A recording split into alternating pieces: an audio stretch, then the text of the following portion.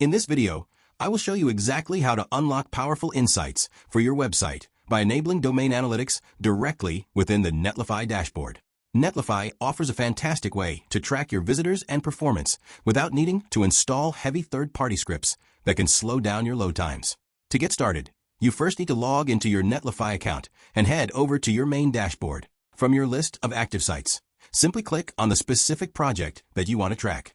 Once you are inside that specific project view, move your attention over to the navigation sidebar located on the left side of your screen. You will see several options here, but you should look for the monitoring category. Within that section, locate the option labeled Logs and Metrics. Clicking this will expand the menu where you can then select the Analytics tab. When the Analytics page loads, you will be greeted with a clear overview of what this feature provides, such as tracking page views, unique visitors, and bandwidth usage. To activate the service, just click on the large blue button that says Enable Analytics. It is important to remember that Netlify Analytics is a paid add-on feature, so you might be asked to confirm your subscription tier before the data begins to populate. Once you have confirmed, your data will start being collected immediately from the Edge network.